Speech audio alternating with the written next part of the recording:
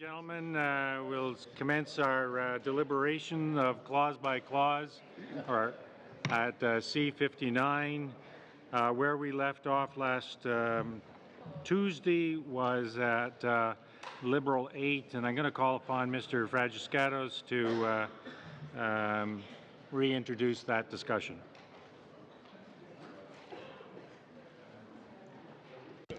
Thank you, Mr. Chair. We left off on Liberal 8. I think everybody knows the wording of the amendment, so I don't have to go into that. I think if I'm going to say anything to it, or if I'm going to speak to it without repeating myself from last time, I'll just say that the main goal here is to make sure that the review agency's activities don't fall into conflict with the work that would be done with police. Suspended complaints investigations would be resumed once any conflict is resolved. Any other debate? Mr. Motts. Well, I believe we had an amendment, a sub-amendment on the table from last week, or from Tuesday, in regards to this particular section or clause, and we proposed some language. We debated back and forth with the officials, and I think the officials have come back with some language that certainly I am prepared to accept as a friendly amendment to my sub-amendment. Okay, and I don't think you can be friendly to yourself.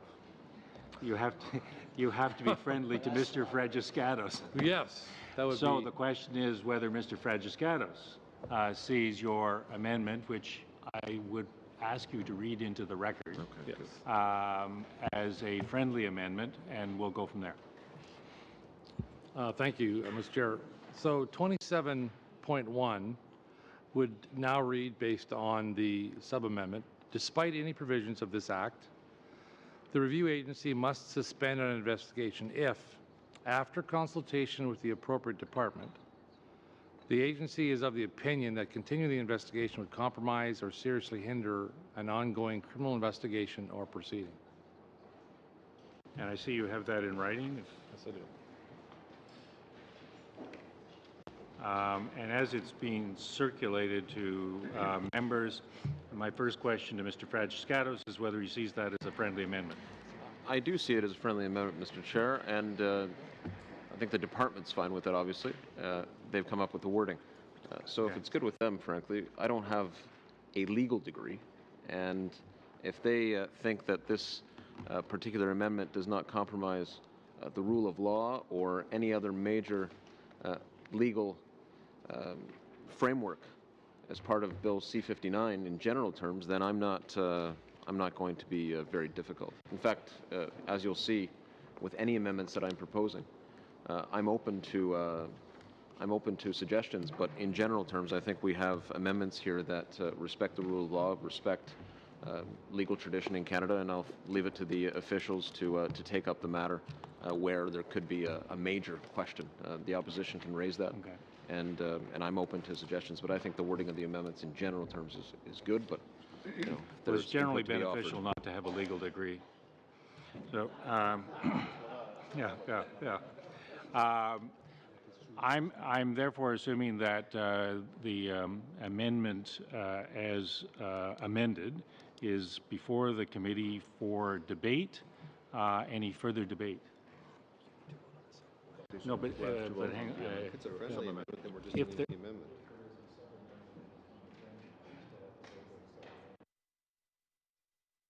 Okay, then apparently there's no such thing as friendly. So, therefore, the sub-amendment is, at this point, take precedence over the amendment. Therefore, we are to debate the sub-amendment and then vote on the sub-amendment. So, any debate on the sub-amendment? There's not debate on this side. I just want to, if the officials could weigh in on it. I know I received it from them, but they haven't said anything on record about it. Mr. Davies? I think, as we said the other day, the amendment's not completely necessary. It's implied that there'll be a discussion with the lead agency or law enforcement agency in this case But if there's a desire to strengthen that, I think the language is okay. Okay. Any further debate? The vote is therefore on the sub-amendment. Those in favor? That means that the amendment is, I don't think Mr. Calkins can vote at this point. Yeah. The debate therefore moves to the amendment as amended. Is there any further debate on the amended amendment? Seeing none, the vote is those in favor? Yeah. Those opposed? Have a recorded vote. The amendment as amended passes. The next vote is NDP 7, Mr. Dubé. Thanks, Chair. I won't be moving NDP 7 because I one-upped myself, and NDP 8 is the better version of NDP 7. Okay. Submitted 24 hours later. Okay, then NDP 7 is withdrawn. NDP 8, which is apparently a far superior version. Absolutely. Thank you, Chair. So this is following testimony from the Canadian Civil Liberties Association. It is an amendment that seeks public reporting on the number of warrants requested for the use of CSIS's threat disruption powers. And for those who were on the committee at the time, you'll recall when at the time Mr. Coulombe, Director Coulombe, was testifying, there was a troubling lack of clarity as to the use of those powers, even though they confirmed that they had been used. So we believe this is appropriate in order to have a better understanding of these powers that are not really supposed to be part of CSIS's mandate. The whole reason, their raison d'être is to not have these types of powers, but that's a debate we'll get to with later amendments, and it also seeks to have public reporting on the activities carried out by the National Security and Intelligence Review Agency, which once again, in keeping with the spirit of accountability and transparency that the agency seeks to accomplish, this would be in keeping with that by having public reports on their activities. Debate. Thank you, Mr. Chair. With due respect to my colleague, I don't think the amendment is necessary, and I don't think it's necessary for the following reasons. NCIRA should be left to determine the statistics that would be most useful to disclose in the public interest, rather than being given a list. A flexible approach should help to ensure that NCIRA's annual report stays relevant as national security tools and responsibilities evolve over time. Moreover, NCIRA's predecessor, CERC, has long published a range of statistics on CSIS warrant applications and the number of complaint investigations it has undertaken, and the NCIRA will likely continue to do so.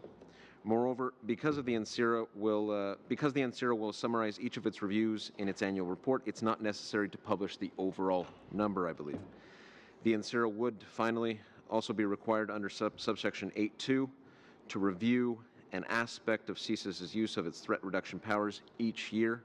This will ensure that each annual report discusses threat reduction activity by CSIS. Mr. Motts. Thank you, Chair. I'd like the officials to weigh in, if possible, on this and to see if they feel that this additional reporting process and the types of reporting would in any way potentially compromise the security issues. I think the important thing here is Section 8.2 that was already mentioned. The mandate includes reviewing of one aspect of the service's work in threat reduction.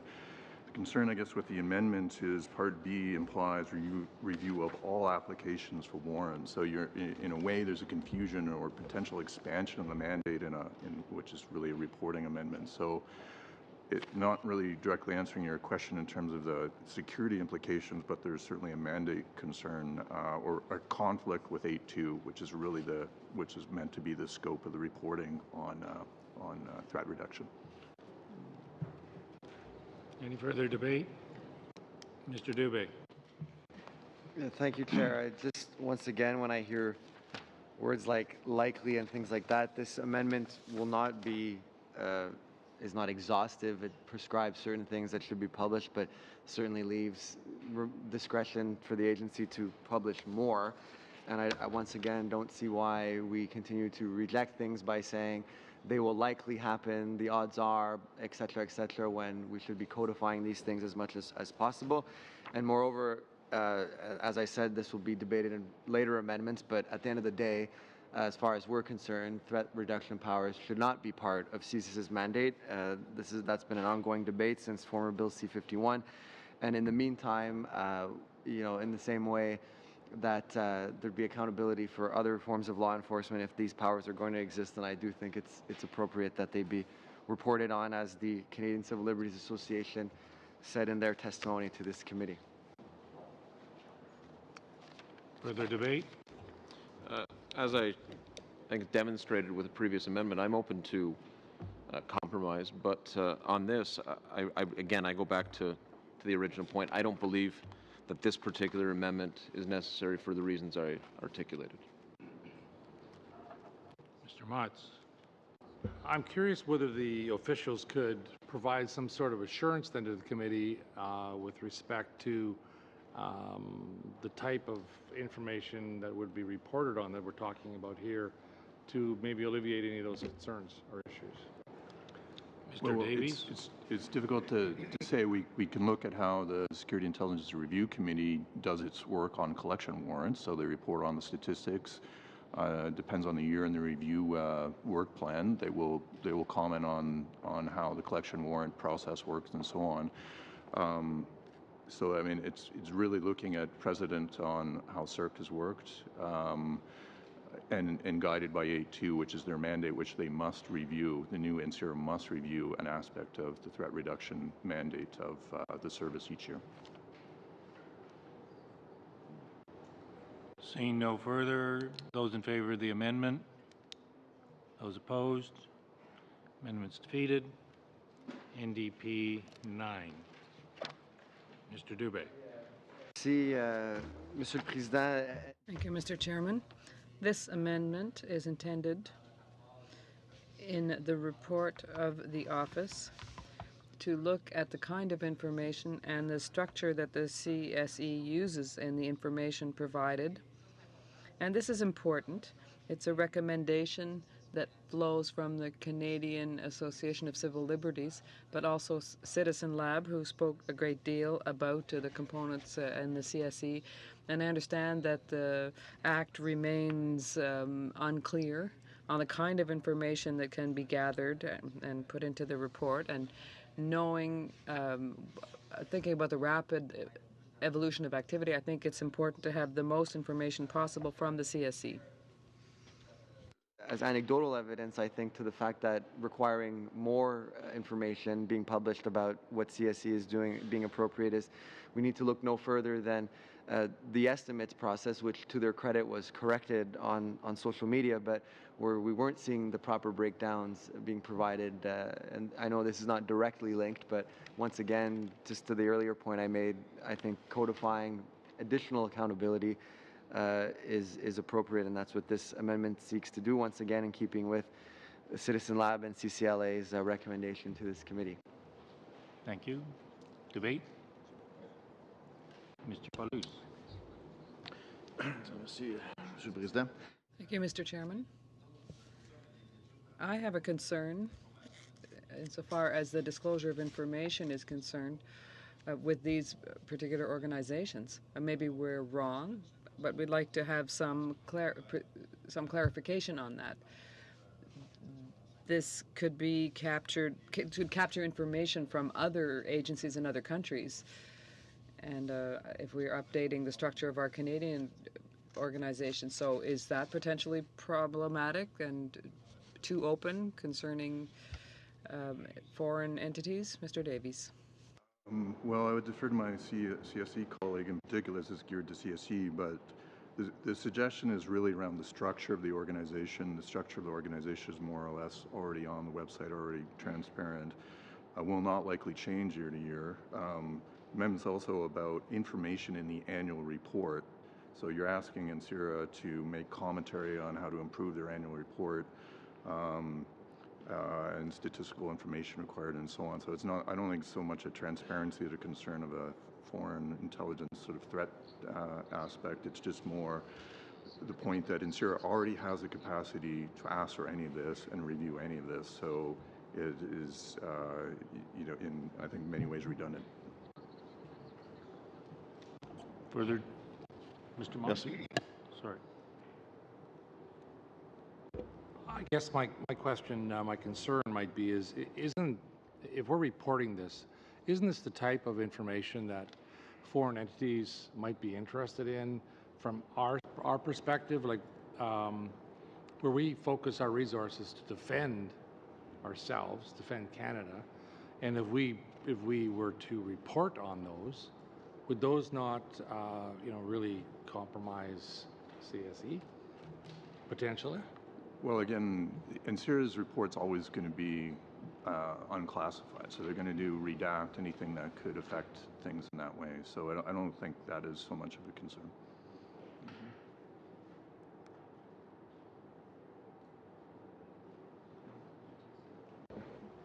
So, just from a curiosity perspective, is CSC known on your electronic databases as GEDS? No, I don't believe. Our senior management is on GEDS, and information about us is on InfoBase, which is a TBS website that carries some of this information. Okay, thank you. Any further debate? Those in favor? Those opposed? Amendment defeated. NDP 9-1.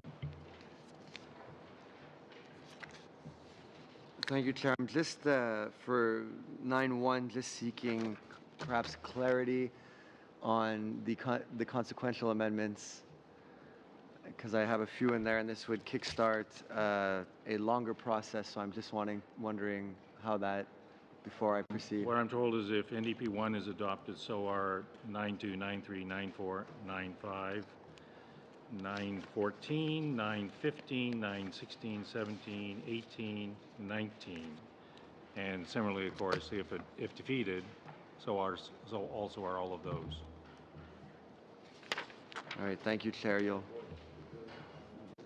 So this, as you know, Chair, one of the most controversial aspects of former Bill C-51 was the information sharing regime that was put in place, then known as SKISA, and this Bill C-59 brings essentially cosmetic change alone to that regime, and as far as we're concerned, this remains a problematic system to have in place, and so NDP 9-1 and the consequential amendments seek to fully repeal the elements of the bill that allow for this information sharing to take place. Debate? Mr. Fragiscatos? Thank you, Mr. Chair. I think as far as, and we heard it earlier, new obligations with regard to CSE, whose organizational structure and basic operations are unlikely to change much in most years, would not be an effective use of NCIRA's finite resources. That's one concern. There are others as well, but I won't be supporting the amendment, and I don't think it's necessary. Other debate? See? Oh, Mr. Brusen? If I may, I just want some clarity because you're referring to information sharing under what would be the new SKIDA, which is, I believe, in Part 5. So can you explain to me a bit of how you see the interaction within the NCIRA part about how that would be impacting, because that's the review part. How is that dealing with the SKIDA part? Chair, if I may, this is just removing, since this is the part of NCIRA that deals with Security of Canada Information Disclosure Act, it's just consequential amendments to remove all the references in the efforts that we're making to fully repeal that. So every reference in the bill, whether it's in this part or Part 5, is being deleted, and so this is seeking to remove this part, since if our efforts were successful and we did manage to repeal these problematic elements, then it would obviously require these types of consequential amendments, and NCIRA has nothing to do with NCIRA's mandate proper. it's cleanup. No, it's interesting though, because it's sort of because of the way the act is paced out, it ends up being a bit of a cart before the horse, because we have not in fact considered any of those Part 5 pieces. I'm just trying to figure out how it works. I understand we have to work consequentially through the act, or not consequentially, but sequentially through the act. I'm just trying to sort out, because right now we're dealing with technical cleanup in this Part 1, about changes that you want to be making in Part 5. There might be nothing that we can do about that, but we're almost what happens in Part 5, ultimately when we discuss those parts, and we haven't had those discussions, can impact then what we're doing as far as cleanup pieces here. Maybe the clerk can help me on this. Exactly roaring through this bill. So No. in the event that there are other amendments in and around Part 5 that someone wishes to put forward, I'm sure that they will be well received. I guess more my question is, we don't know yet what we're going to be doing in Part 5, because that part hasn't been discussed here. And I understand fully what he's trying to achieve by cleaning up beforehand, but it makes it, is there a way procedurally that we can park these only because it's cleanup based on a discussion that we haven't had yet in Part 5?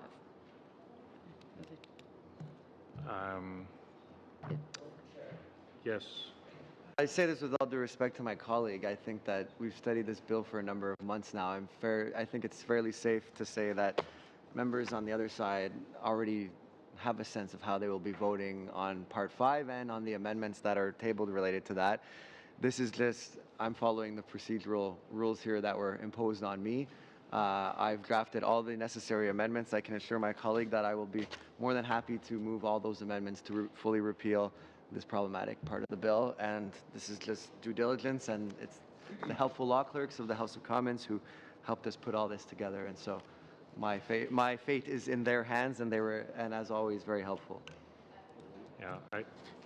If I may, I'm actually just trying to be helpful to my friend across the way in trying to allow for full discussion about what he wants to do later on. But if we must go through this way, we must. But I was actually trying to create an opening for us to have that discussion in Part 5 more clearly, because there are parts that we may want to discuss. So I'm just trying to create that space. Well, we appreciate the helpfulness on both sides. However, I see no further debate on this. And so we'll call the vote. Bear in mind, as I said earlier, if NDP 1 is adopted or defeated, so are NDP 2, 3, 4, 5, 14, 15, 16, 17, 18, and 19. Those in favor of NDP 1? Those opposed? That's defeated. 9.1.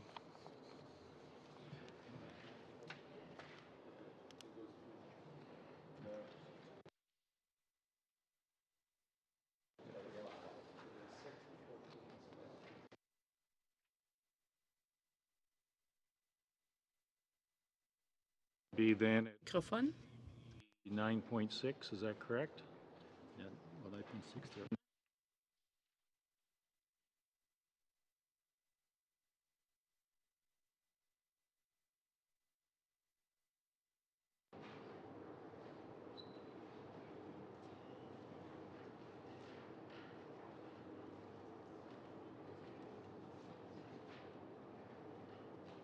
Advised that 9.6 to 9.13 are inadmissible. Okay. That takes us to, yes. I still get to state the case, do I not? Actually, you do get to introduce and I think my ruling is premature, because you do get to introduce and make your case, and then I rule it inadmissible. I appreciate that, Chair. It's I hear the roaring train coming my way. Once again, these are just consequential amendments related to the full repeal of all the information sharing provisions in Bill C-59 that, once again, are just cosmetic changes to what was in Conservative Bill C-51.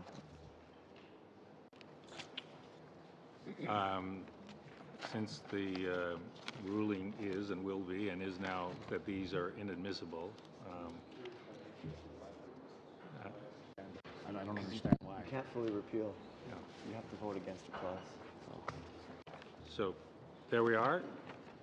We're then on to 14. 14 was ruled out. 15 was ruled out. 16, or still not ruled out, but defeated. 17, 18, 19. So do we have a 20? No. That's to Liberal 9. Mr. Spengeman. Morning, Mr. Chair, and thank you. Liberal 9 and 10 go together and both are connected back to Liberal 1. These are technical provisions that deal with the mobility rights of public servants. What Liberal Amendment 9 achieves to do is to remove provisions that exempt the review agency secretariat from most of the Public Service Employment Act, so that under the amendment, the entire PSEA would apply to the review agency secretariat, not just Part 7. In the subsequent amendments, the removal of Section 48 of NSIRA that governed these mobility provisions is being proposed, so that subsequent to 9 and 10, the entire PSEA would apply to civil servants under the review agency secretariat. Once again, these are technical amendments. They would leave the substantive rights of review agency secretariat employees effectively unchanged. Debate. Mr. Motz. I guess, Mr. Chair, I'm just curious to know why employees are required to be under the Act. Mr. Chair, it's not a requirement. It's an entitlement. They have the entitlement to move within the civil service, and the Act essentially gives them that right. So it's being moved from the NSIRA Act to the broader Public Service Employment Act, or PSEA, that governs also the mobility rights of other civil servants in our public service. Further debate? Seeing none? Normal? Is that a normal practice between agencies that you would have that language? Okay. I take it from the shaking of heads, the answer to that is yes, Yes. for the purposes of answer. Okay. Yes. Seeing no further debate, those in favor of the amendment? Those opposed? Oh, unanimity there. Liberal 10. Mr. Spengeman. Yes, Mr. Chair, thank you. In the very same vein, Liberal 10 is the amendment that effectively removes Section 48 of the NSIRA Act and thereby brings the entire mobility scheme of federal civil servants under the PSEA. Debate? Seeing none? On aimerait avoir un peu d'explication. Okay. Would like some clarification, please.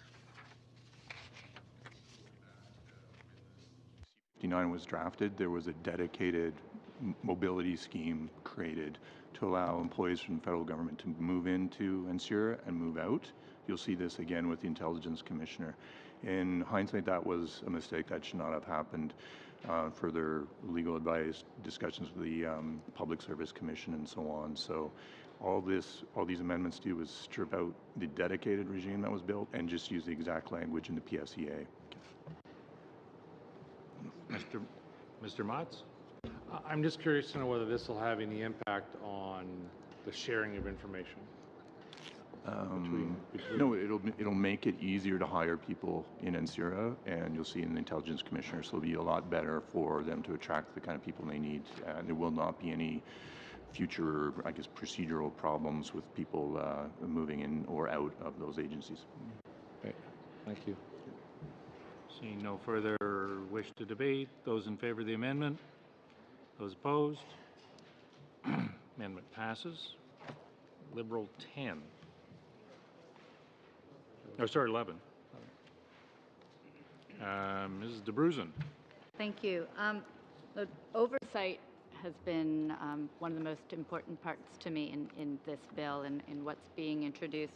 And so this amendment on page 21 really goes to help that out, because what it does is that it makes sure that despite the breadth of NCIRA's scope of its duties, that it's clear that other bodies such as the Office of the Privacy Commissioner can continue to carry out the full range of their mandates.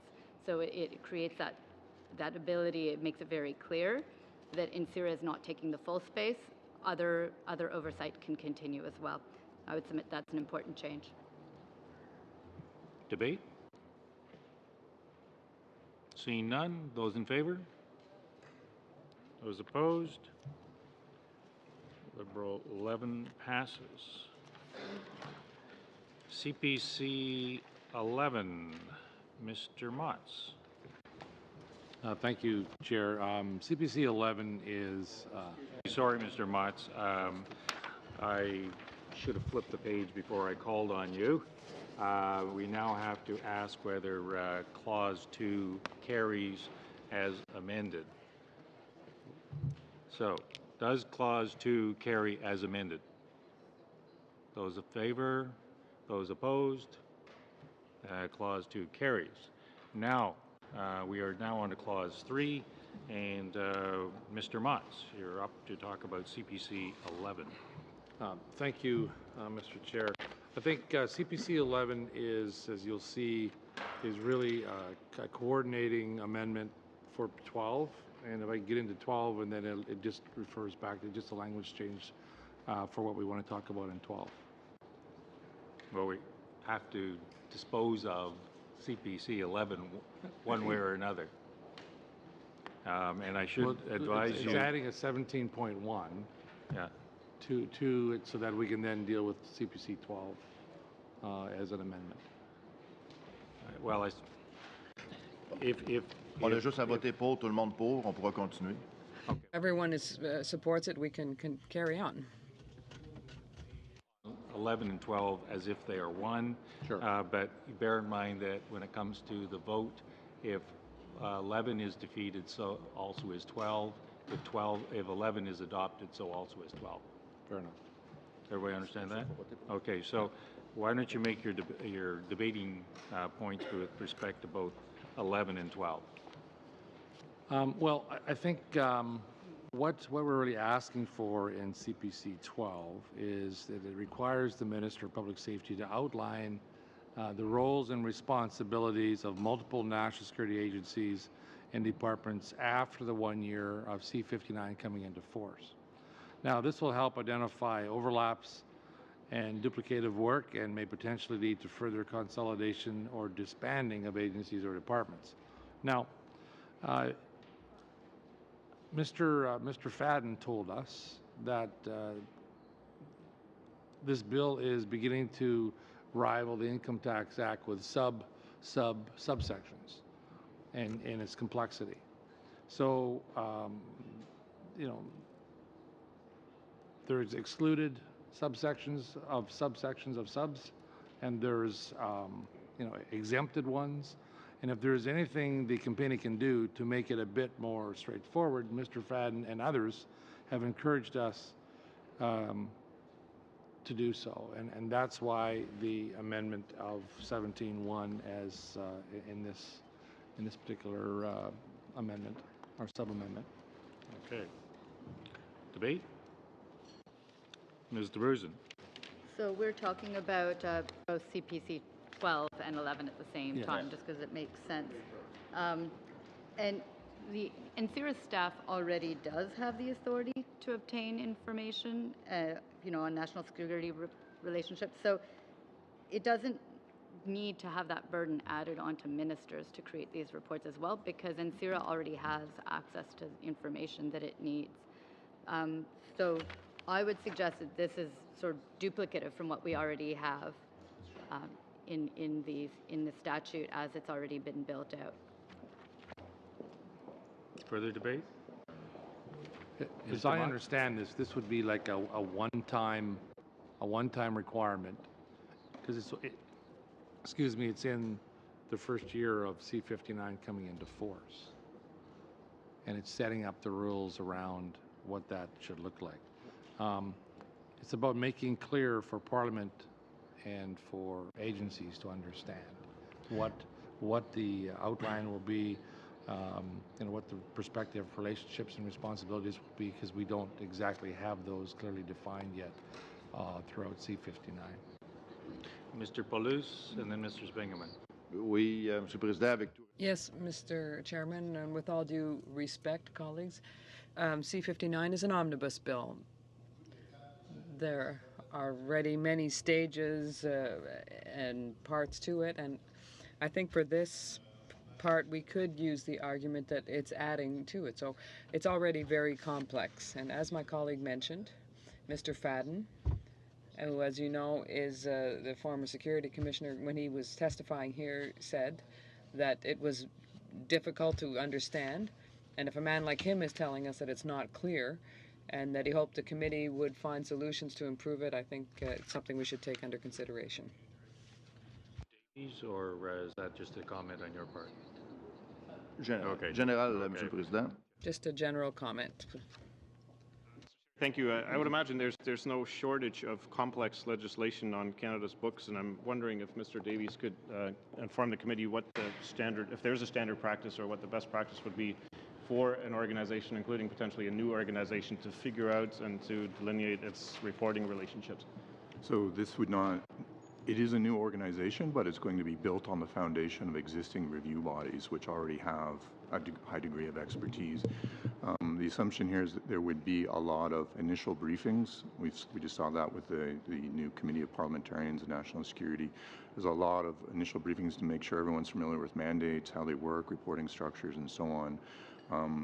You know, it's up to the committee whether you need to legislate that in, but it is just kind of an obvious first thing you would do as after royal assent.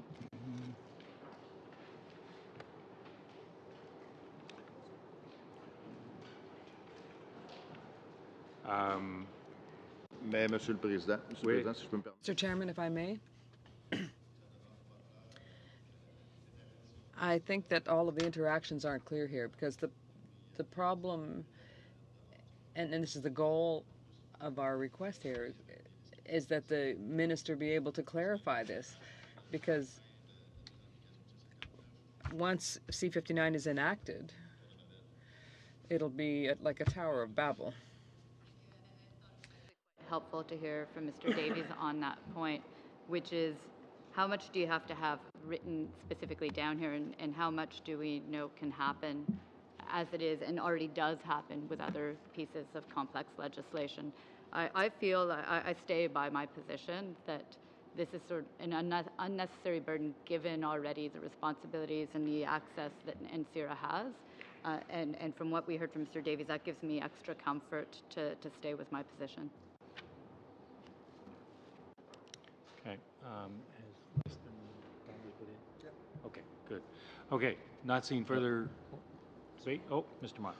I actually was hoping that our colleague, Mr. Picard, could weigh in on this, given his background in this particular area. Unfortunately, he's gone, but I asked too late.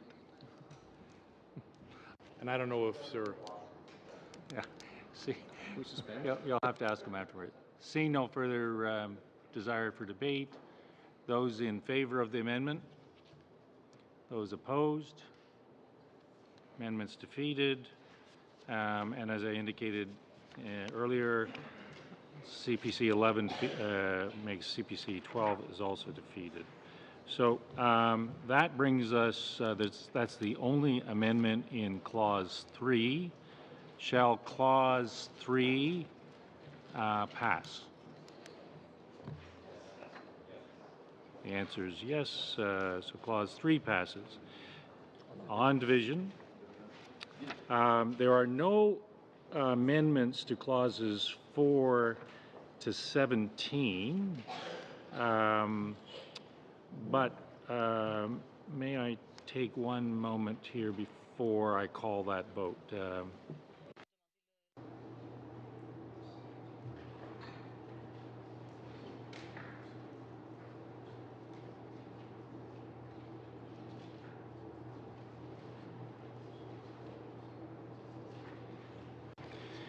So I'm going to call the vote on clauses 4 to 17. Those in favor of clauses 4 to 17. Mr. Levitt, I assume that includes you. Mr. Levitt? Thank you. Those opposed? Okay, clauses 4 to 17 are in. The new clause 17.1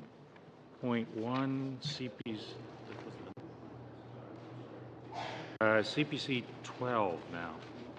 No, it's done. Yep.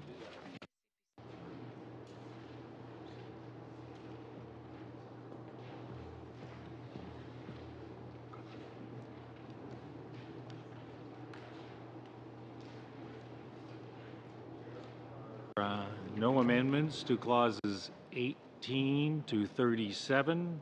Shall clauses 18 to 37 pass? Those in favor? Those opposed? Clauses 18 to 37 pass.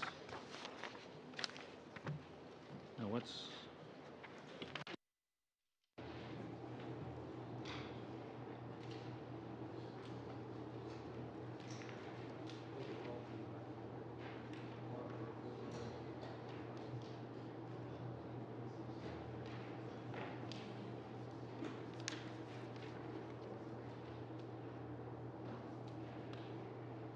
Next up is CPC 13, Mr. Motts. Thank you, Mr. Chair.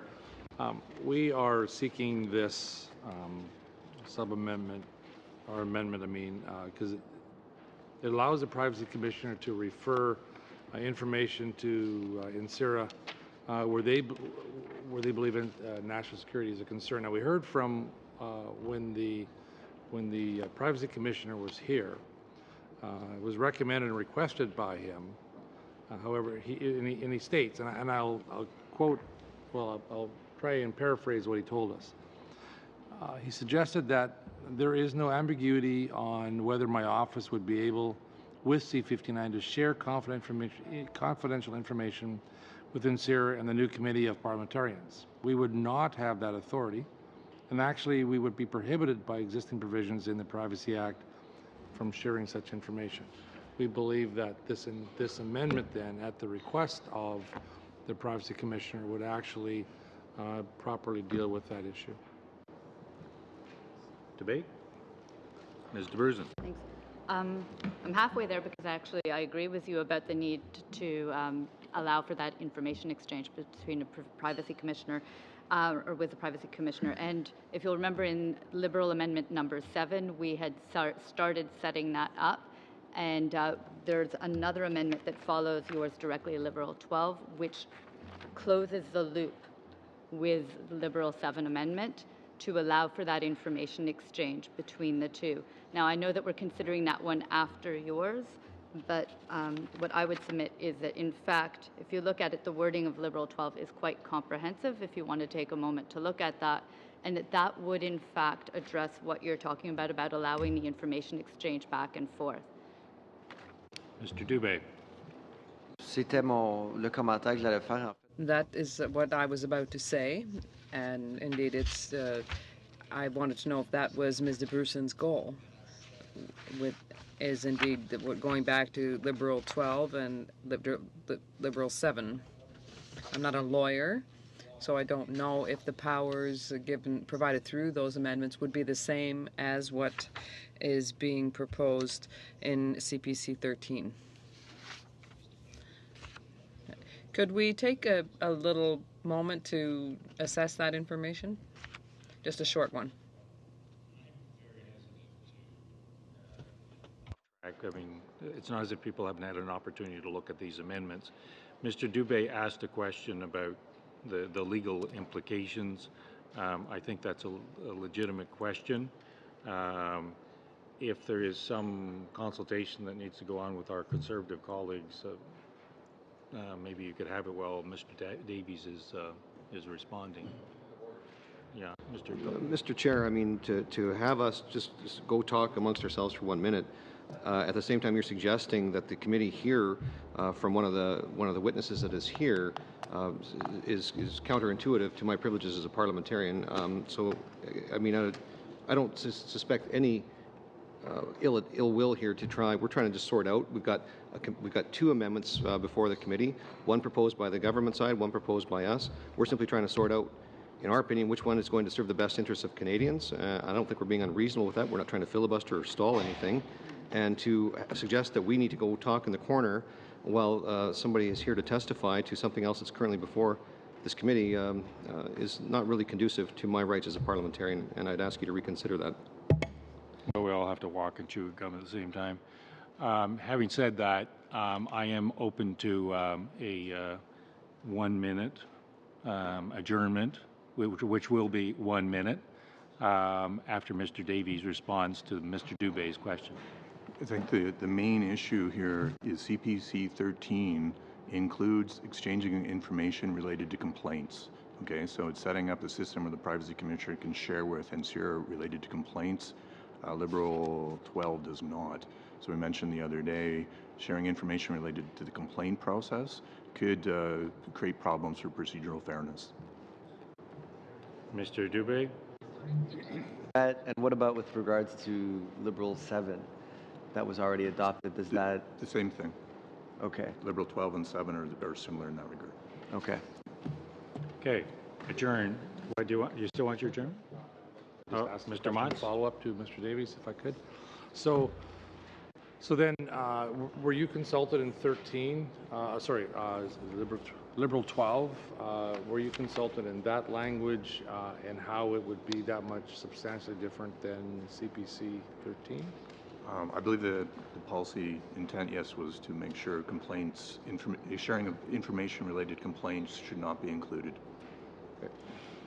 Okay. Thank you. Okay, at the request of our Conservative colleagues, a 1 minute suspension.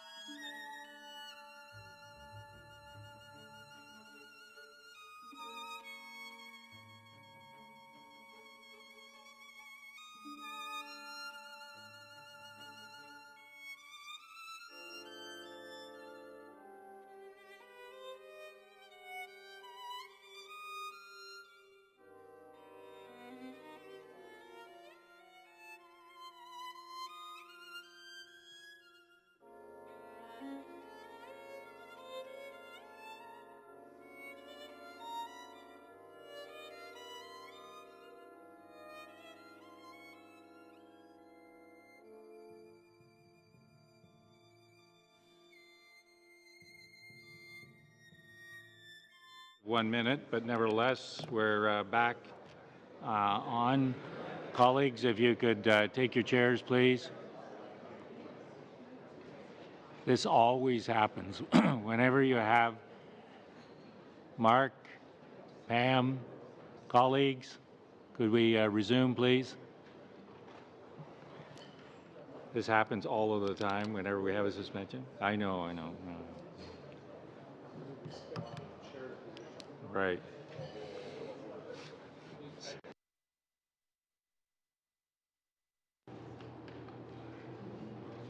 I recognize Mr. Calkins. Chair, and I appreciate the opportunity for us to just have a quick chat about this. I'd like to ask Mr. Davies, if it's through you, Mr. Chair. I'm looking at the amendment proposed in CPC 13, and could Mr. Davies suggested that the Privacy Commissioner would have the ability to share information pertaining to complaints, which was different than the amendments proposed by my colleagues across the table. Yet I don't see where that is. Could Mr. Davies please explain to the committee where that is, so that we could potentially propose an amendment or a change to it, so that if that's a concern that we happen to agree with, we could amend our amendment accordingly. Yeah, I would have to talk about Liberal 5. You'll see it. You'll see the mandate A1, A to C is what they're allowed to share information on. A1D is the complaint mandate. So it's not included in Liberal 12, so complaints are not part of Liberal 12. And that netting off doesn't appear in CPC 13. So now we're dealing, so our amendment is actually hinging now on a previously adopted amendment here at the committee. So if we're going to deal with it, then we would need to make that provision.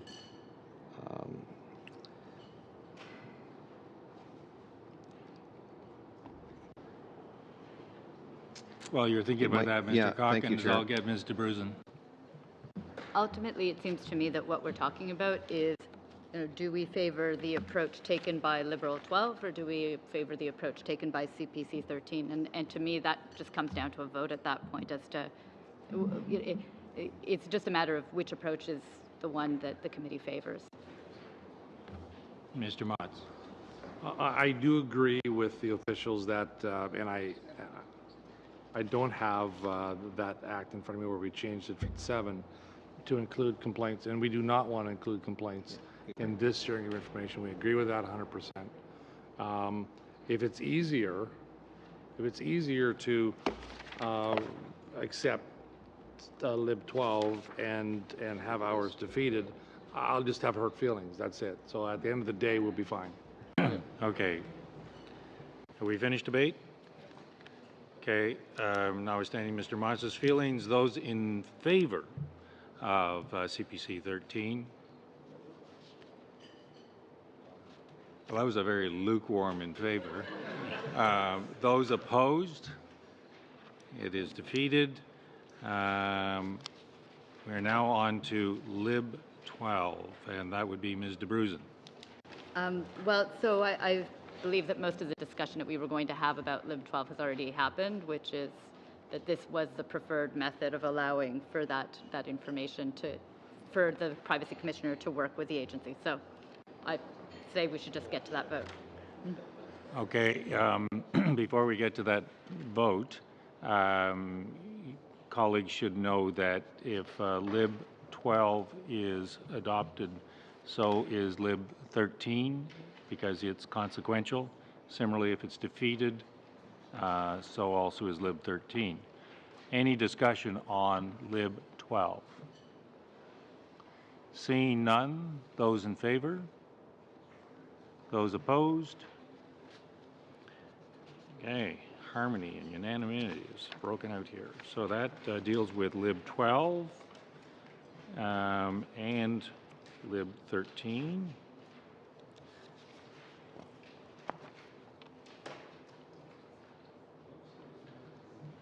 So, shall clause 38 carry, I guess, as amended, right? Yeah. As amended. Those in favor of clause 38? Those opposed? Clause 38 carries. There are no amendments for 39 or 40, so shall clauses 39 and 40 carry? Those opposed? 39 and 40 carry. Clause 41, NDP 10.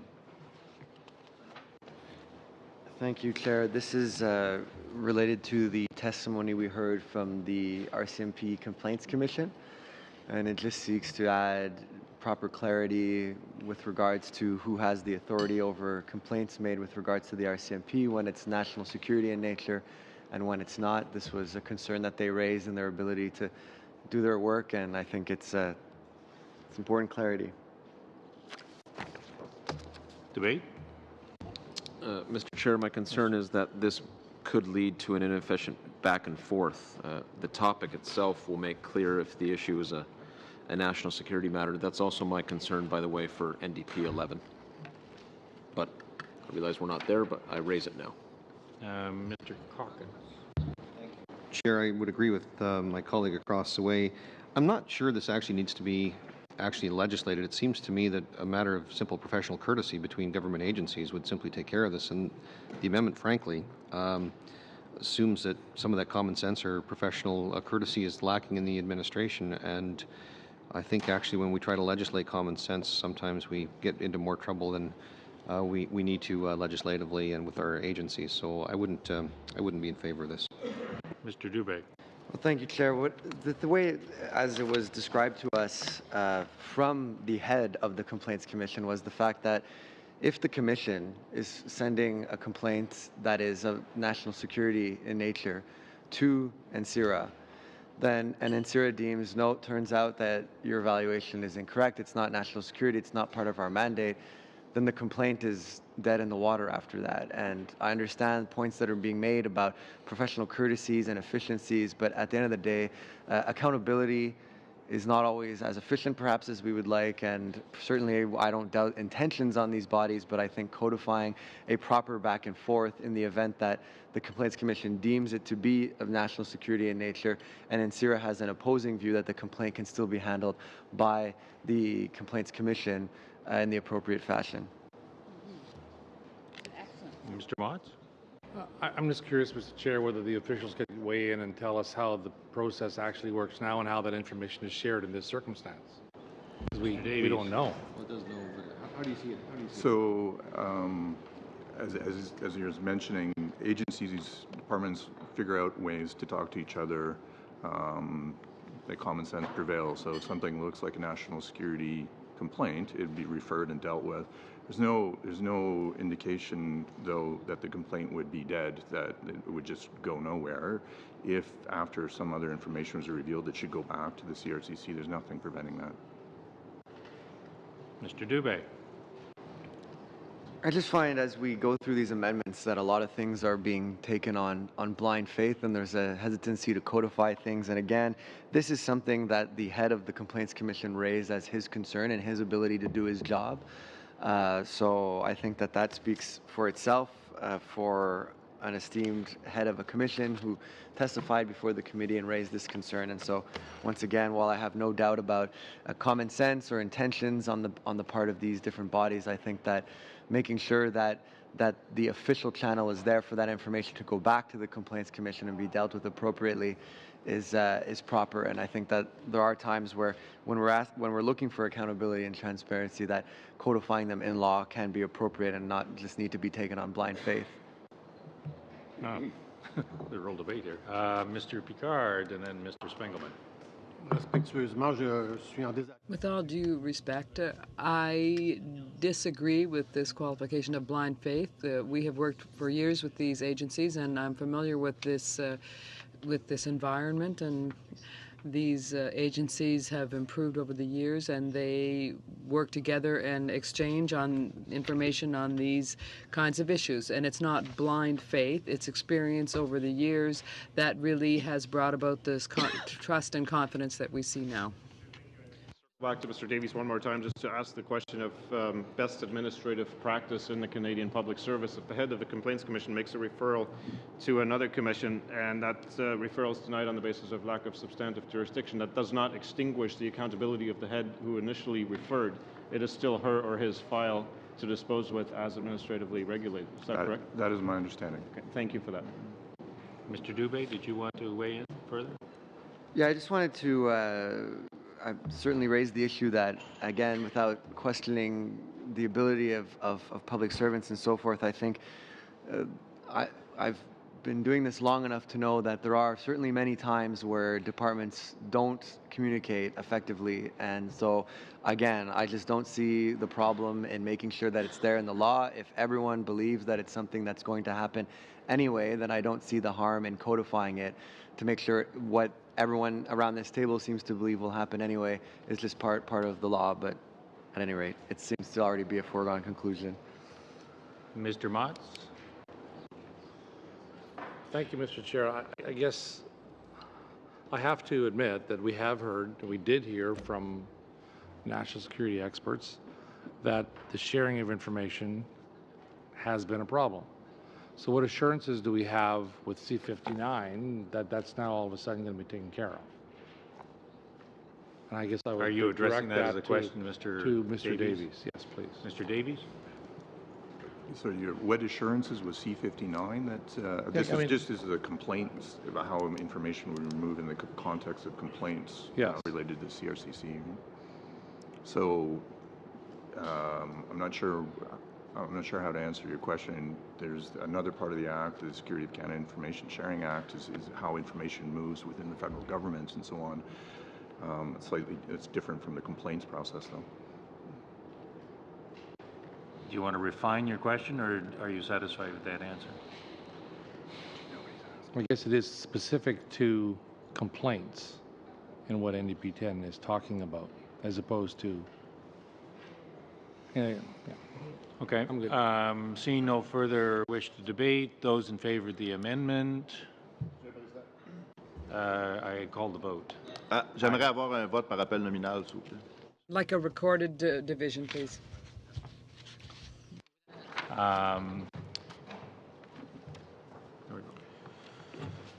Mr. Bruzen? No.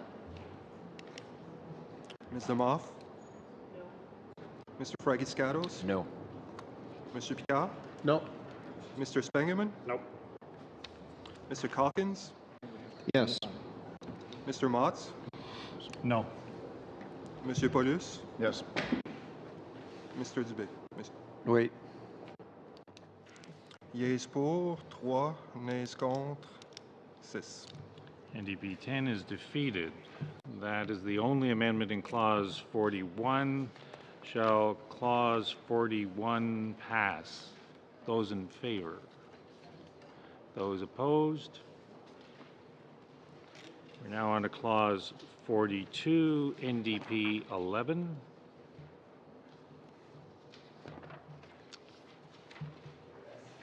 Go ahead, Mr. Dubé. Merci, Monsieur le Président.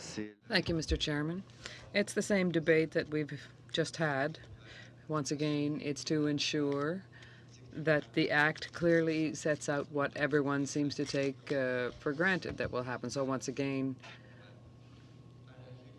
my logic relies on the testimony of the chair of the commission, who very clearly said that this was something that he wanted to see in the bill in order to ensure that he be able to do the best work possible with this new agency. And I would also add a point that I didn't make during the debate on NDP 10, but it must also be said that we often, in the debate on Bill C-22, for example, heard that there are a lot of things that we'll have to see to later because it's a new organization.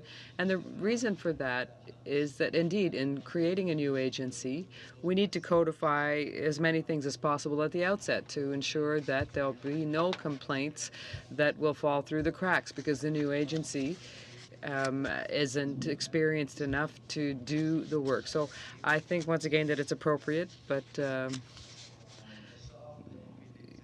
seeing what the fate of NDP 10 was, I imagine that the fate of NDP 11 will be the same.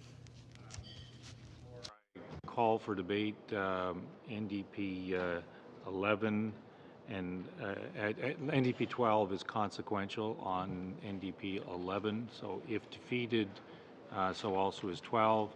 If not, then NDP 12 is also adopted. So any debate? Seeing none, those in favor of NDP 11. Those opposed? NDP 11 is defeated, and therefore so also is 12. Liberal 14. Thank you, Mr. Chair. The intent here is that would be required, the amendment would require the Civilian Review and Complaints Commission to notify both the RCMP and the complainant when it refers a complaint that is closely related to national security to the new review agency. As far as why it goes to the RCMP first, that's to mitigate harm to any possible operations. Debate? Mr. Dubé. Mr. Paulus. Dubé. Mr. Dubé first. Mr. Paulus second. I'm just intrigued that a member who just told me that my amendment would create inefficiencies is now proposing amendments that would have the notifications being required, which essentially would also arguably be inefficiencies. So essentially we're asking the same thing, but far less, going only one way and far less stringent. So I'm having a hard time following the logic, but at any rate, I'll support the amendment as a lot of water in my wine. Mr. Paulus, how's Je your suis wine? un peu dans la même lignée que M. Dubé. Somewhat in the same vein as Mr. Dubé. We see this as adding another layer of bureaucracy on this, and so could the well-foundedness of this be explained to us? It's not really clear. I'd like to know if we're just not adding more bureaucracy here. Also, the head of the CRCC had asked for this in terms of clarifying when the complaint is notified, and also making clear the sequence that the Commissioner and the RCMP should be the first one to know to give a pause to make sure to understand the effect on operations. So this from our point of view, I think, can be traced back to the CRCC. Any further debate? Those in favor of Liberal 14? Those opposed? Liberal 14 passes. Shall Clause 42 as amended pass? And we'll be passing the hat for Mr. Dubé's wine. Oh. Clause 43, NDP 12. Is gone. It's gone? Yep. And Liberal 15. Mr. Fragiscatos. Much the same here. It requires the CRCC to notify the RCMP, and for the reasons offered already, the RCMP should be notified first. It's a sequential matter. Debate, Mr. Paulus. Donc, j'imagine que la réponse est la... So I imagine that the answer is the same as for the previous one. Mr. Davies?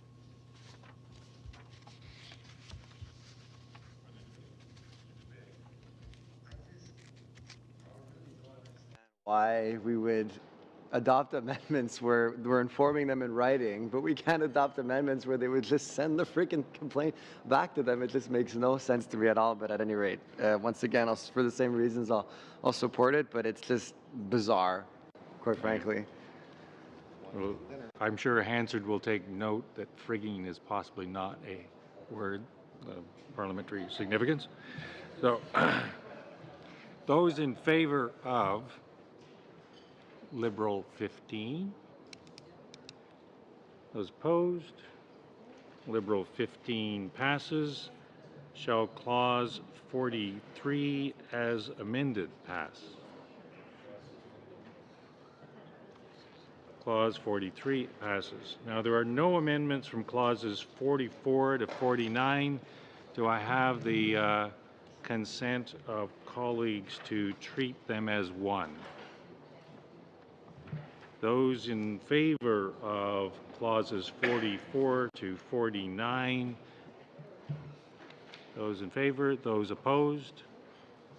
44 to 49 pass.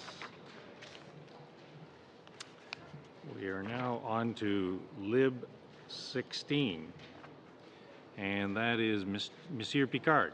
If I may, Mr. Chairman, given that this amendment is delicate, I'll take a bit more time to explain it. Torture is an issue that is a very sensitive one in Quebec, and all of the consultations that I did for the government proves to me that the same thing is true for the rest of Canada. Over the last 2 years of this process, I never heard people talking about torture in Canada, any stories like that, and we view this as something that happens in the exchange of information between countries. Mr. Goodale issued a ministerial directive intended to avoid mistreatment by foreign entities, and this was warmly welcomed by the Securities Committee. The Credit for CZ in his treatment and Peter Edelman of the Canadian Bar Association both wished that the 2017 ministerial directive be part of our legislation, and that is why I present this to, and it's entitled Avoiding Complicity in Mistreatment by Foreign Entities Act, so that it be very clear that Canada is not a party to torture around the world. So more technically, it obliges the government to give instructions, and it concerns the communication of information that could result in serious mistreatment, or where there's a substantial risk of those inflicted on an individual by a foreign entity, and this has to be given to the Chief of Defense Staff, the Deputy Minister of the RCMP, and of the directors of the of CSIS, the President of the Canada Border Services Agency, and the head of the CSE. And the testimony from the BC Civil Liberties Association said that to protect us, Wesley Wark said it was very important that ministerial directives be public, and that is why the final component of this act is that this information be made public. There's no reason why directives on torture should be done behind closed doors. Thank you. Mr. Dubé.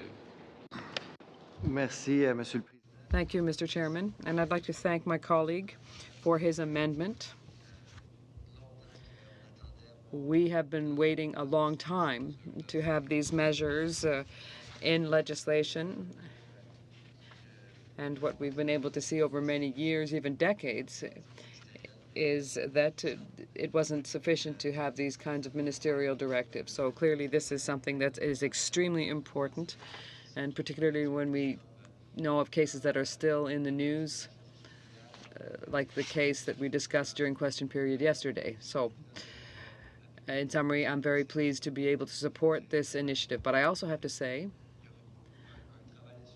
that there will be a lot of follow-up work that will need to be done on this to ensure that these measures are effective over time. Because after all, too often the sharing of information results, as he said, in torture, not in Canada, but when things get off the rails in other jurisdictions. So I salute my colleagues' efforts, and I will support this. Mr. Paulus. Mr. Chairman, indeed, the subject of torture is a very delicate subject, and it has a major effect on people's lives. However, there's a point for us that is critical when we are talking about national security. We obviously agree that we're against any form of torture, and on the part of any Canadian institution or agency, and that goes for anywhere else in the world as well. However, one point that is clear to us, and that was already discussed in the past, was that if information comes to us from a foreign entity, that means that the security and safety of Canadian people or institutions would be threatened. For example, an attack that's being prepared that would be very serious for Canada. The information can or possibly have been obtained in ways that we don't approve of, such as through torture. But for the protection of Canada and its population, we feel that we should still, as our security entities should be able to use that information, even though, unfortunately, the information was obtained in a way that we would not wish. indicated she wishes to make a very small intervention, but I can only do that on the unanimous consent of all colleagues. I just wanted to say how deeply grateful I am to see this amendment. This was the weakest part of, well, there's another part I'll get to in my amendments, but this was one of the weakest parts of C-59 in trying to remedy the damage of C-51. We could call this the Maher-Arar Act. I'm deeply grateful for seeing this amendment, and I do hope it passes. Mr. Motz? I consider this to be, this is really a bill in itself. You know, this is something that's not being debated by parliamentarians in the House. This is, you know, it's a big deal. It's something that's new, and I don't know if we can do it justice here. But my concern is that, as my colleague has indicated, in circumstances where we have imminent risk to Canadians, and yes, we don't agree with the whole idea of obtaining information or torture in the first place, but if information is obtained in that way, and it does indicate that we as Canadians, somewhere in Canada, we have an imminent risk. Are we not going to act on that? Are we going to ignore that information? That's really what you're saying here. We're going to ignore it because we're not going to accept that information as being, you know, admissible or to be able to be acted upon. So we're going to ignore it. And then who pays the consequences of that? I mean, and I get we have to be careful. I get this is an area that we have to tread very, very carefully on. But I'm really concerned that in exigent circumstances we are not we are opening ourselves up to the potential for public safety risk, national security risk, and I want us to be mindful that that's what this act is all about. And if we limit, we don't go out seeking it. We don't go out endorsing the gathering of information in this manner. But we need to be mindful that should it be presenting itself, we can't ignore it. And I think that's something that we have to be very mindful of in this day and age. Putting our head in the sand and hopefully we'll never have to deal with this, I think might be naive. Ms. Demoff. Thank you, Chair. A couple of points. First, I'd like a recorded vote on this amendment when we get there. Secondly, either we don't approve of torture or we do. It's one of those issues that I believe it really is black and white, and I applaud my colleague for introducing this amendment, and I think all of us on this side are very proud to be part of a committee that is going to be including this in, assuming it passes on the vote. But I also think it's really important to point out, and it's well known, that information obtained by torture is notoriously unreliable. So to imply that we're putting the country at risk is just wrong. We know that information that is obtained through torture is likely not going to be accurate, and if we're condoning it, and then it's coming here and we're acting on it, we're complicit in that torture. So I mean, I totally support my colleague's amendment. And also in terms of being debated in the House, we know this bill came to us after first reading. It will be going back to the House for second reading. There will be an opportunity for it to be debated there. So, but I think it's not a question. There's no gray area when it comes to torture. So thank you, Chair. Okay. Mr. Calkins, Mr. Motz, I think, and then Mr. Paulus. Well, thank you, Chair. I categorically actually refute what Ms. Damoff has said. To suggest that somehow a vote against this particular clause means that you're in favor of torture is somewhat disingenuous. There's plenty of reasons to have concerns about an entirely new piece of legislation being introduced into another piece of legislation at committee stage. But I was heartened by what Ms. Damoff said, and that was going to be my question to the government side. What assurances can you give the members of this committee that when this bill is reported back, because we find ourselves in the peculiar situation where this committee is studying a bill before it's been voted on at second reading in the House of Commons, it actually could end up going back to the House and being deemed in a report stage that second reading, it's already past second reading, and be adopted as such and go straight to third reading, which would mean that this bill would never, this piece of legislation that's being added to an already existing piece of legislation would have never been debated in the House at second reading. So if I can get some semblance of a recorded assurance from my colleagues across the way that this bill will indeed actually go back to the House and actually get fulsome debate at second reading, it might actually allay some of the concerns that I have in a technical and procedural nature, notwithstanding the fact that I'll be colored as a or a supporter of torture should I choose to vote against this as a matter of principle and a matter of procedure. Mr. Motz. Thank you, Mr. Chair. And to my colleague, Ms. Damoff, I would think it would be incredibly naive to suggest that any agency would act on information, intelligence that was gathered solely through, the inappropriate or any use of torture. And I want to make it very, very clear, as Mr. Calkins has said, my dislike for this amendment does not in any way and should not in any way suggest that I support the use of torture to gather information. But I think we need to give credit to our security agencies who would have other corroborating pieces of evidence and intelligence that would support further information that might be obtained or might be received from another country in regards to this, and it would only add to support or add clarity around some issues. So, and I think it would be important to appreciate that we don't have experts to speak on this here today, and we should probably hear from them in regards to that. Exactly. So I'm just concerned with the blanket statement that to suggest that we might put the Canadian public at risk or national security at risk because we do or we don't deal with this. There's a bigger picture that we have to look at here. Mr. Paulus, then Mr. Dubé, then Mr. Picard. Merci, Monsieur le Président. Thank you, Mr. Chairman.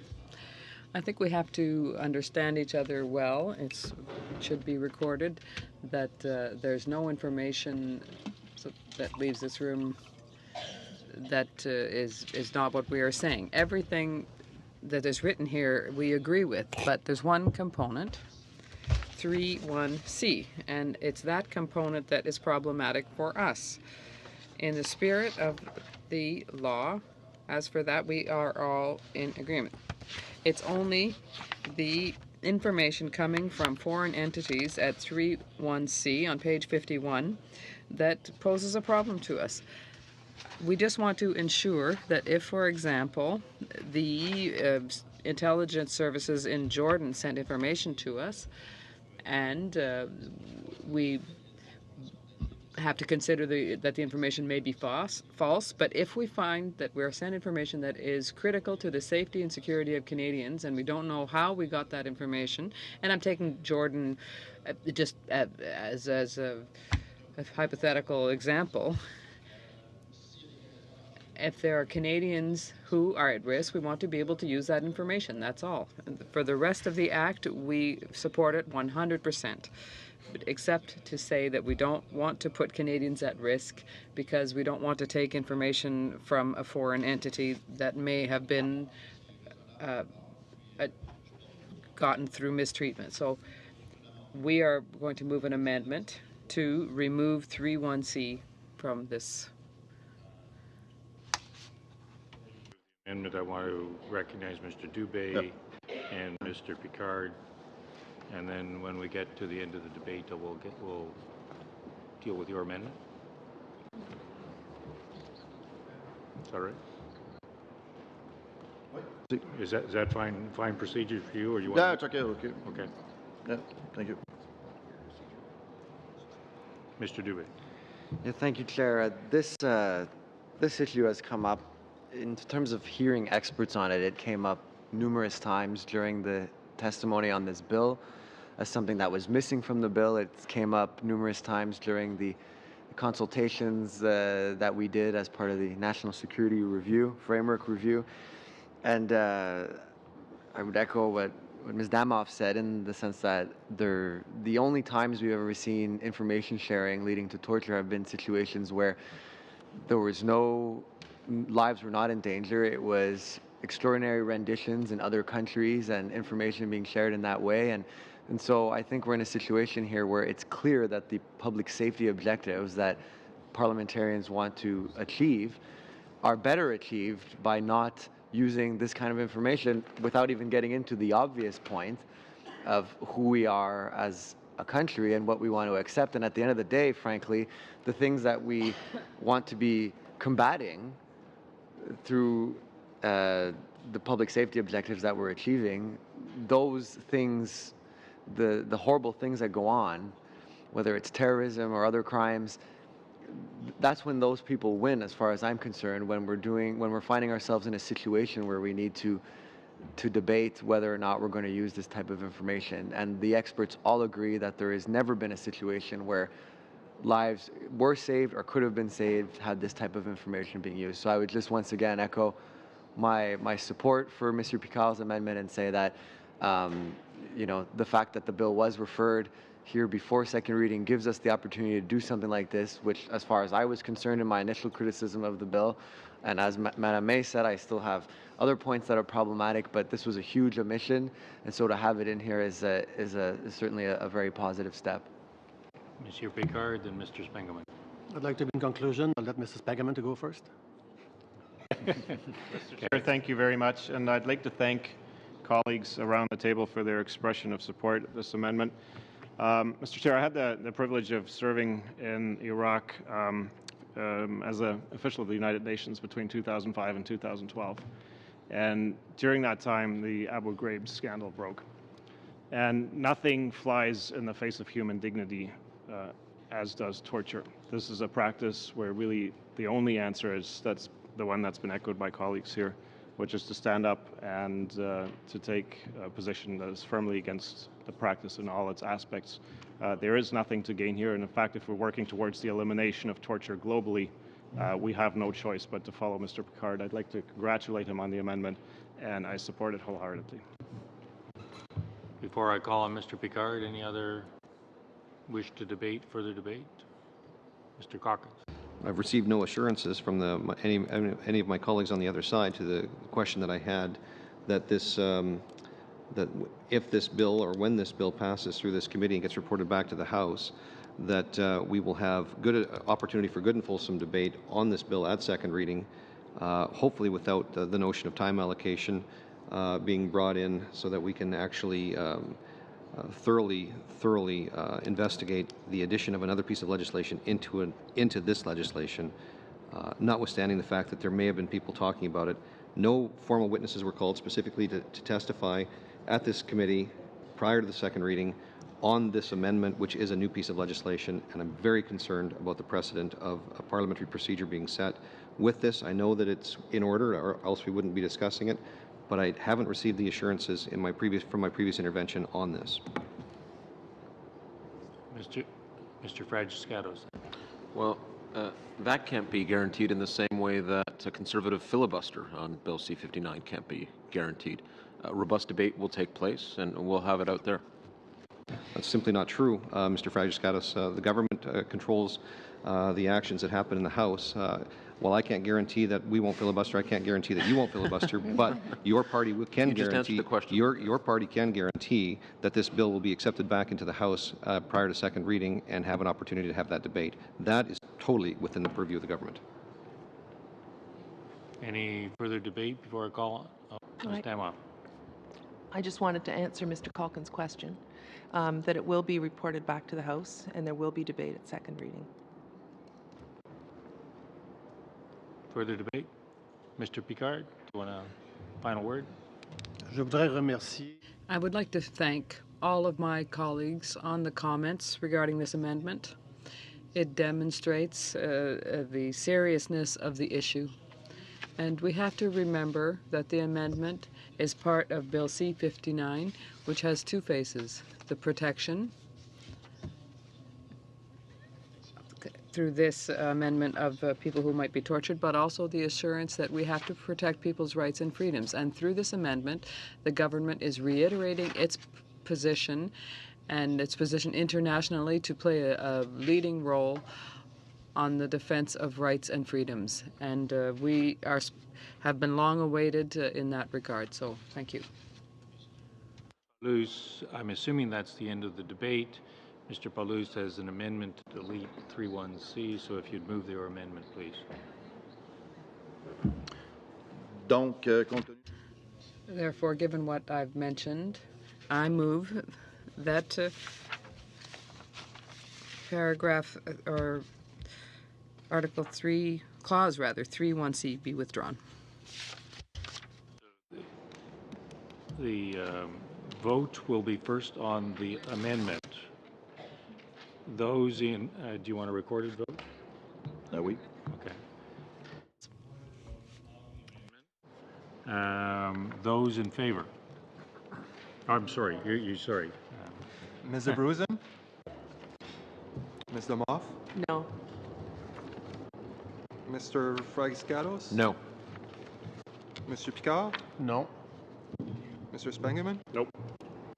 Mr. Calkins? Yes. Mr. Motz? Yes. Monsieur Paulus? Oui. Monsieur Dubé? No. Yeas pour 3, nays contre. Yeas 4, 3, nays 6.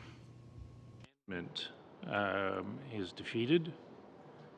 We therefore are voting on Lib 16 as presented. Do you want a recorded vote again?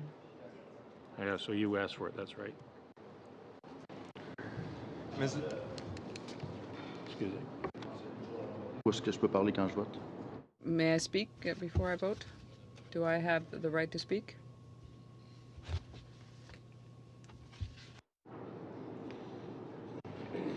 Ms. Abruzin? Yes, in favor. Ms. Lamoff? Yes. Mr. Fragskatos? Yes. Mr. Picard? Oui. Mr. Spengeman? Yes. Mr. Calkins? No. Mr. Motz? No. Monsieur Paulus? No. Monsieur Dubé? Oui. Yeas pour 6. Yeas 6. Liberal 16 passes. We're now on to clause 50. And we are NDP 13, Mr. Dubé. Merci, Monsieur le Président. Thank you, Mr. Chairman. This is a similar amendment to the one that I moved for the first part of the bill, which would allow Parliament, both in the Senate and the House of Commons, to approve. And at that point in time, it was talking about the agency, and now it's the same amendment, but now it's C'est encore plus important que ça l'était dans la... for the Commission, and this is even more important, I think, here than it was in the previous instance, the Intelligence Commissioner, that is to say. So this is the first time that we would have real-time surveillance and approvals that would be given. So the approval of the House of Commons would not be, and I think this would be important given this situation. And as I said while debating the previous amendment for the first part, it was identical, as I say, except that it was for the agency, is that when we're talking about issues, positions of a certain importance, like officers of Parliament, there are several positions of this like that that are subject to votes in Parliament. And so I don't see why we couldn't apply that same principle for a position of such great importance. Note that if NDP 13 is adopted, NDP 14 and CPC 14 cannot be moved. Debate. Mr. Spengeman. Chair, thanks very much. The concern with this amendment is that it requires parliamentary approval as a precondition of appointment of intelligence commissioners, and it's inconsistent there with established practice, and it's concerned for another reason, which is basically that intelligence commissioners would be retired judges, women and men with a lifetime of impartial service upholding the law, and the introduction of a parliamentary process could not only dissuade candidates from serving, it could also risk politicizing the appointment process, which is something that should be focused on the rigorous application of the law or that candidate's qualifications therein with respect to sensitive national security considerations. So not a place for politics, in my view. Mr. Dubé? I suppose the Prime Minister making a recommendation of who's in the position is inherently political. So if the Prime Minister has that purview as a politician, an elected one, I don't, not directly elected, mind you, but I think folks understand my meaning, then I don't see why we couldn't do this. It's the same, as I said, all these other positions are normally filled with such candidates. Unfortunately, that's not been the practice lately, as we saw with the debacle around the Official Languages Commissioner. And Chair, you'll recall, you remember at the time, the Liberal Party staged a walkout on the vote on the Auditor General in the last Parliament, the candidate that was put forward. And so certainly I don't think that that this type of thing besmirches the ability of the person to do their job. I think it's an accountability mechanism on the Prime Minister in the selection that he's making for this unprecedented but important position.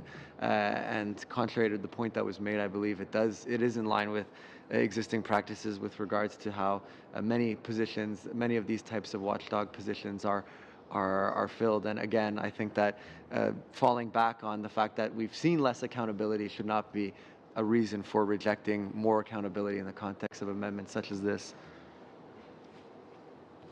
Further debate? Those in favor of NDP 13? Those opposed? NDP 13 is defeated. Therefore, NDP 14 can still be moved. Yeah. NDP 14 can still be moved, yes. Mr. Dubé. Thank you, Chair. This it conflicts with NDP 13, but the objective, of course, was to have other options out there in the event that it failed. It's based on some of the testimony we heard. In order to have a larger pool of candidates, that this would allow current judges to be appointed to the role of Intelligence Commissioner as well. Again, I think there's no harm in having a larger pool given the importance of this role, which is, again, not to be critical or cast any aspersions or doubt on the ability of retired judges, but as I said, it is something that was brought up, and I think does not force the selection of someone who is active, but simply broadens the pool, as I said. Debate, Mr. Spengler. Mr. Chair, thank you, and I appreciate my colleague's effort to put an alternate option on the table with respect to the Prime Minister's appointment. The concern about this amendment, in my view, is the fact that it appoints or leads to the option of appointing a sitting judge. And the Intelligence Commissioner is expected to function independently, but she or he is nonetheless a member or serving the executive branch and not the judiciary. So there's a risk of conflict of interest with respect to sitting judges, particularly if dealing with cases involving conduct on the part of CSIS or the CSE, and problematic also with respect to conduct related to authorizations that could come before that judge that were approved by the Intelligence Commissioner. So in my view, not a good idea to involve sitting judges as candidates. Mr. Paulus. I understand my colleague's argument, but from a technical perspective, is there a judge who is sitting? His mandate, his term can't be changed. Isn't that correct? Is there some way of withdrawing from his term in order to serve in this way? Paulus's question, but Mr. Davies? I'm not, to be honest, I can't answer that. I think your question is, can you be a sitting judge and sort of take a leave of absence while you do this. I'm not aware of anything like that. C'est parce que, ouais, ben, c'est ça la problématique. Well, that's a bit of the problem presented by Mr. Spengerman, because the judge can't come under the executive and be this independent. So if the judge could withdraw and put an end to his term, then order to serve as a commissioner, that would be a possibility, no? I'm a little surprised to hear from my colleagues across the way who seem to put a lot of faith in the judiciary when it suits their needs, that the selection of a judge to serve as the commissioner is somehow going to put somebody in a conflict of interest. A judge who can't seem to sort himself out, or him or herself out, would be in some sort of conflict of interest. Keep in mind that somebody who is called upon can simply refuse if they want to not be the serve as the commissioner. They don't have to get hauled off the bench against their will to come serve as the commissioner. This would be somebody who would obviously want the job, and this is a full-time job, and I don't see why we would exclude or limit the pool of candidates for something as important as national security by not accepting either this amendment or the amendment that's been proposed by our party, which is going to be very similar in nature. So I'm sorry, I have much respect for Mr. Spengeman, but I'm just not buying the argument. Mr. Spengeman, did you want to respond? Mr. Chair, just to address the comments raised by Mr. Dubé and Monsieur Paulus in terms of carving out an appropriate role for a sitting judge, I think for that very reason the cleaner answer is to seek a retired judge who is not or no longer part of the judiciary. The problem is that this person, she or he, will be serving in the executive branch as a sitting member of the judicial branch. And that crossover itself raises even just the perception of a conflict of interest that's systematic. Therefore, retired judges would be much preferable, and there's no shortage of retired talented judges that could fill these roles. Mr. Dubé and then Mr. Motz. Oh, sorry, Mr. Motz and then Mr. Dubé. Thank you. I think exactly. The CSE commissioner told us that if we were to, we'd be better off to expand the pool, is what he told us. And I think, I guess my question to, because we have a limited pool now for this position, my question to the officials would be, currently, does not the Privy Council office vet and deal with conflict of interest issues in all matters of appointments now anyway? Yes, but I think the conflict of interest raised here was, can you be part of the judiciary and the executive at the same time? When you're asked to be part of the government as part of the executive, you're making decisions that another part of the judiciary will eventually be asked to rule on and comment on. And I think that's the conflict of interest, not necessarily a personal conflict of interest that PCO would vet normally. Mr. Dubé. Well, thank you, Chair. I apologize, I can't recall who asked the question or of what witness, but it was asked if even a retired judge would be in a potential conflict of interest, given that they had played the role before, that they have colleagues and such, and witnesses rightfully pointed out that would not be a concern. I feel that the way the system is structured, judges regularly make decisions based on the decisions, of other courts and other judges, and so I understand the point that's being raised, but at the end of the day, there is a concern about having a sufficient number of candidates who are willing as well to fill the role, and I think that, and I'm also perhaps concerned by this accountability to the executive. While it's part of the executive branch from a technical perspective, the commissioner is approving or not actions of ministers in the same way an acting judge would be approving warrants for national security agencies and others. And so I think that this notion that they would somehow be conflicting with each other is no different than if a court case gets referred to the Supreme Court and there's dueling perspectives there and such. So again, I think that having a larger pool of candidates is appropriate. And Mr. Motz. Well, I agree certainly that we need a large pool of candidates to draw from, and that whether that's from a sitting judge now, who, in my opinion, would step down from that role if he was appointed in this. So then, as we heard from experts earlier, he's a retired judge, so it would fit. What's your thoughts on a supernumerary judge? How would that fit with this? Would that expand the pool even more, or does that present more problems? think I would need a minute. I may need a minute on that.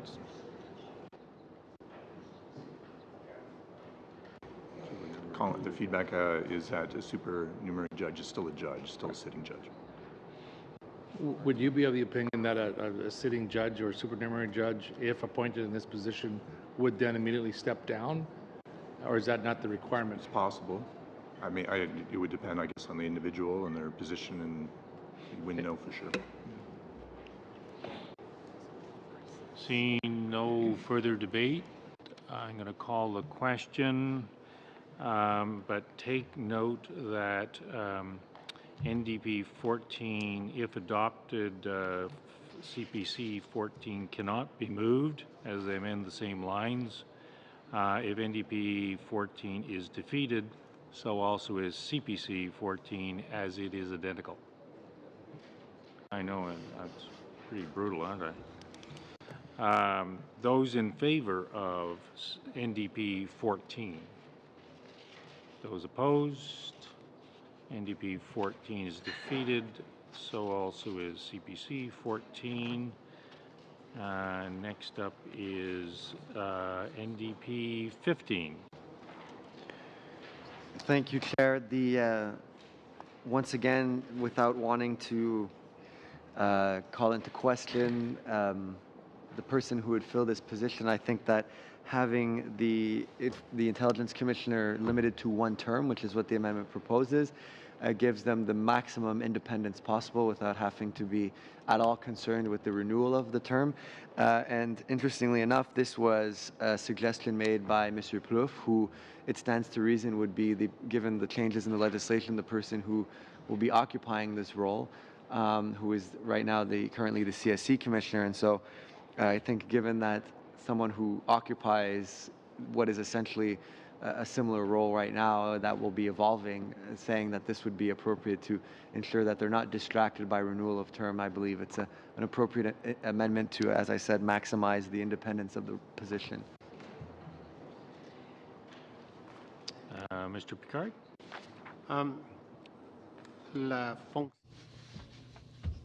The position as such requires complete independence.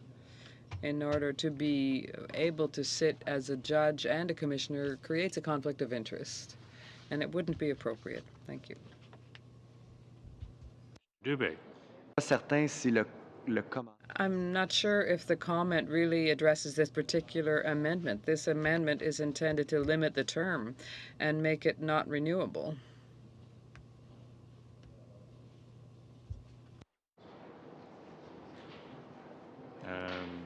So, Mr. Motz.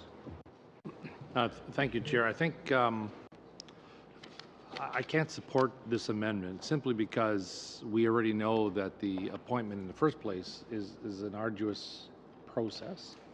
It will be, to find the right individual for the amount of time it takes to do that. 5 years, and then they're gone, irregardless of how good they were. Now we're going to be in a spot again where we're going to be fighting to try and find it. I'm sure it'll almost certainly lead to vacancies in that position, and I think having that secondary term as the reappointment as possible is currently written in sub 2 of 4 makes sense, and I can't support the amendment. Any other debate? Those in favor of NDP 15? Those opposed? NDP 15 is defeated. NDP 16 is out of order as it requires a, sorry. Oh, he has to. Getting ahead of myself again. I apologize, Mr. Dubé. Merci, Monsieur le Président. Thank you, Mr. Chairman. The position is currently a part-time one, and I think that it's quite appropriate that it be a full-time position. Given the nature of the work and the real-time surveillance that is done, and I think that if we want to achieve the accountability we've discussed, that this position should be entirely devoted to the position.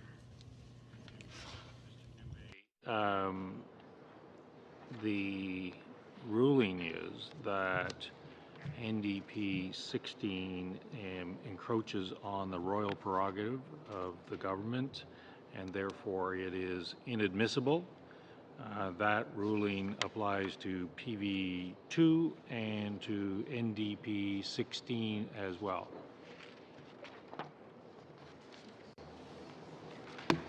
Mr. No, hang on.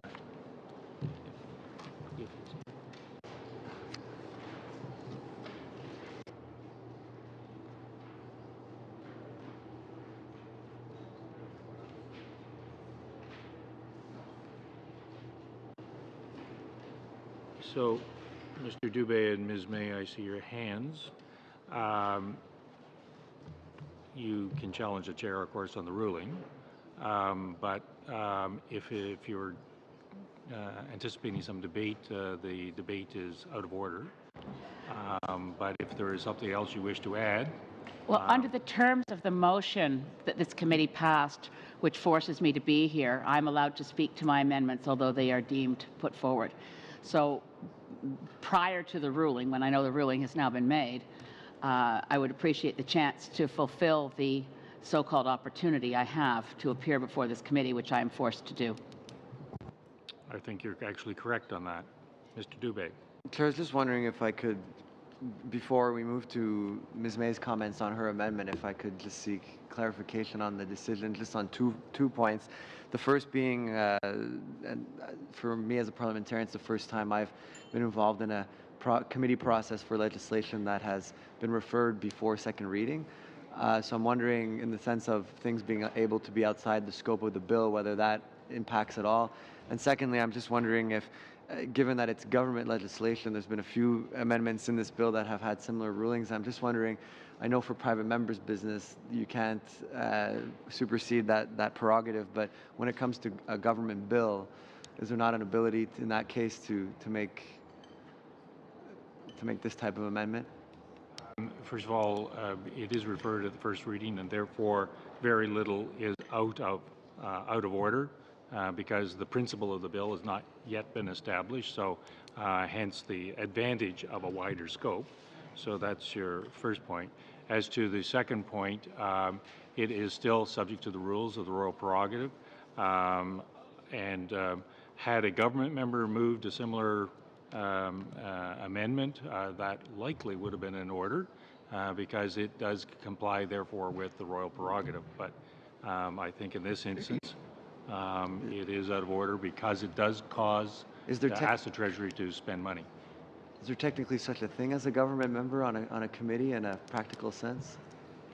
Or would that have to be a member of the executive and the House? Getting well beyond my scope of expertise on that point, but let me just ask. You got a question of privilege there, Matthew?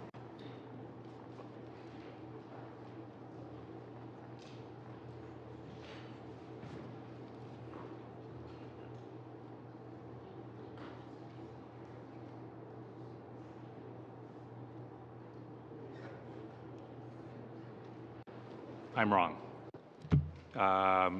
Even a government member could not move this amendment.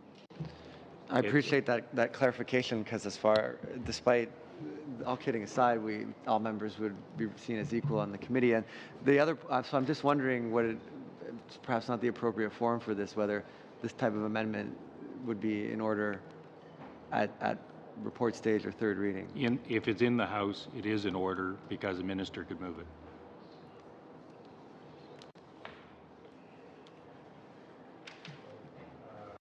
Are we ready to vote on this?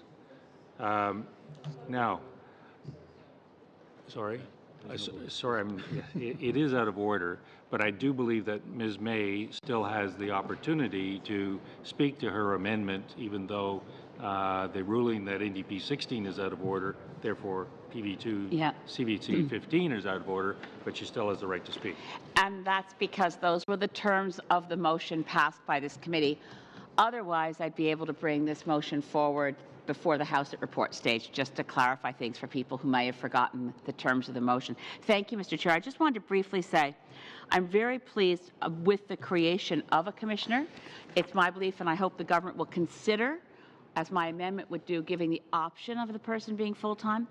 In the course of C-51 being examined in the 41st Parliament, we had the advantage of hearing from former Supreme Court Justice, Mr. Justice John Major, who chaired the Air India inquiry.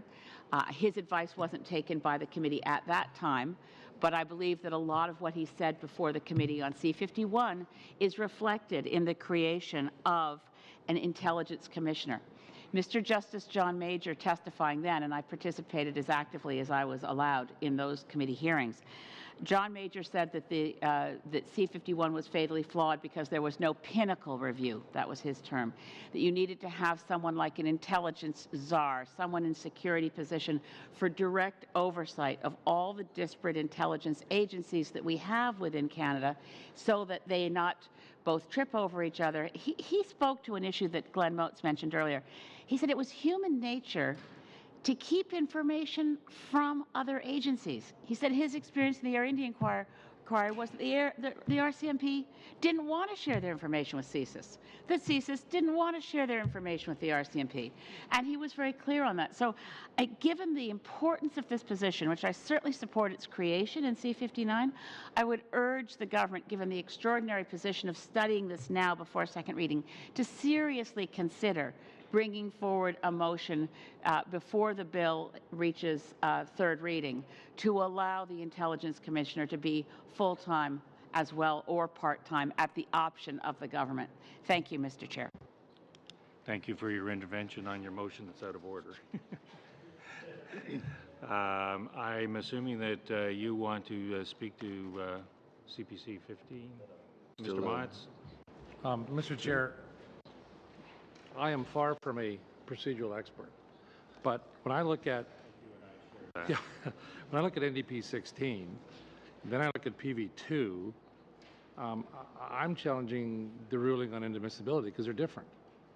They're different, and if they're not the same, if they were identical, then yeah, I would say that they'd be inadmissible. But they're not the same. There's an and or.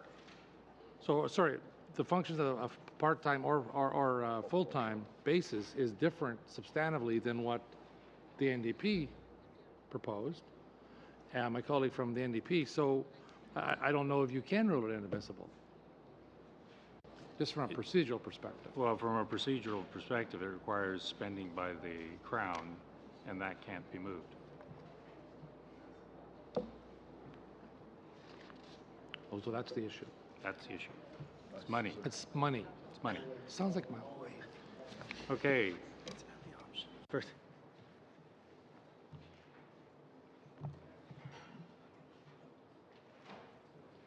Mr. Paulus. Donc, avant de terminer, je veux... So before concluding, I just wanted to give my opinion about the NDP and Green Party's amendments. We also, as the Conservative Party, are asking that the government take under consideration that this be done. An inadmissible motion, we'll move on. So that deals with NDP 16, PV 2, CPC 15.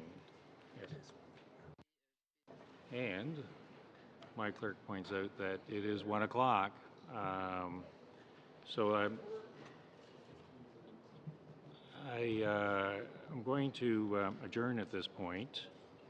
I want to thank colleagues for a real and civilized debate, and I thought that we conducted ourselves, and I want to thank the officials for being here. We'll reconvene on Tuesday, if not earlier. Oh, I suppose we should announce the soup. Mr. Motz is very keen on the soup. There's others who we're also concerned about. With that, we will adjourn, and in a few moments, the subcommittee will reconvene in camera. So as much as you might wish to enjoy Mr. Motz's soup, you'll have to do it very quickly. Oh, it's next week. Okay. That we're adjourning.